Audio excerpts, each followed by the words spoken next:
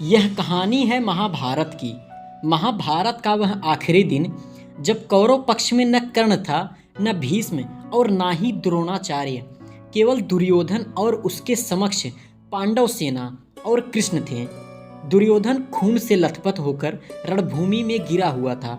बस कुछ ही समय में दम तोड़ने वाला था, लेकिन भूमि पर गिरे होते हुए भी उसने श्री कृष्ण की ओर देखते हुए अपने हाथ की 3 उंगलियों को बार बार उठाकर कुछ बताने का प्रयास कर रहा था, लेकिन पीड़ा के कारण उसके मुंह से आवाज धीमी निकल रही थी।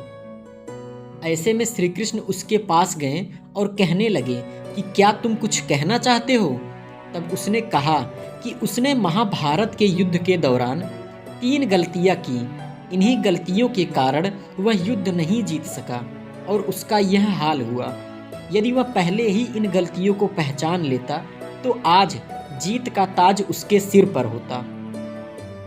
तब श्री कृष्ण सहज्जा से दुर्योधन की उसकी 3 गलतियों के बारे में पूछा तो उसने बताया। पहली गलती यह थी कि उसने स्वयं नारायण के स्थान पर उनकी नारायणी सेना को चुना।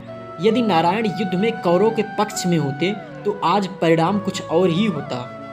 दूसरी गलती उसने बताई कि उसने अपनी माता के लाख कहने पर भी वह उनके सामने पेड़ के पत्तों से बना लंगोट पहनकर गया। यदि वह नग्न अवस्था में जाता तो आज उसे कोई भी युद्ध में परास्त नहीं कर सकता था। तीसरी और अंतिम गलती उसने की थी, वो थी युद्ध में आखिरी में जाने का भूल।